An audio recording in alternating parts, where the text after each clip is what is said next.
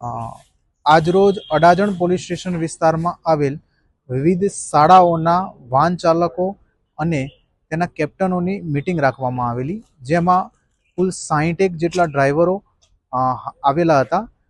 એ મિટિંગનો મુખ્ય ઉદ્દેશ એ હતો કે હાલમાં વિવિધ અફવાઓના કારણે બાળકોના વાલીઓ ને વિવિધ ગેરસમજ ઉદ્ભવે છે.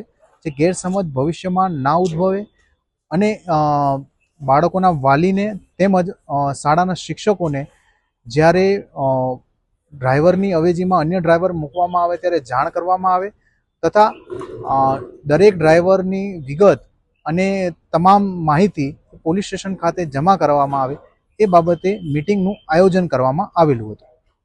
કેટલી શાળાઓના ડ્રાઈવરો આવેલા હતા અને શું વિગતો સમજાવવામાં આવી હતી? લગભગ 16 થી 17 જેટલી શાળાના વાહન ચાલકો આવેલા હતા અને એમાં એ લોકોને સમજ એ જ કરવામાં આવેલી હતી કે જેમ જ્યારે વાલી અથવા તો શિક્ષકને જાણ કર્યા વગર તમે ડ્રાઈવર બદલો છો તો તેના કારણે વિવિધ ગેરસમજ ઉદ્ભવતી હોય છે.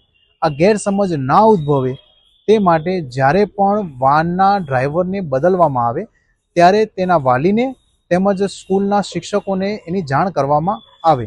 સાથે સાથે જ્યારે વાલી અને શિક્ષકને જાણ ના હોય અને બાળકોને સોસાયટીના કમ્પાઉન્ડમાં મૂકવામાં આવે છે તો એ પણ વાલીને હાથોહાથ અથવા તો કોઈ પરિચિતના હસ્તક મૂકવામાં આવે એ બાબતે જાણ કરવામાં આવે છે.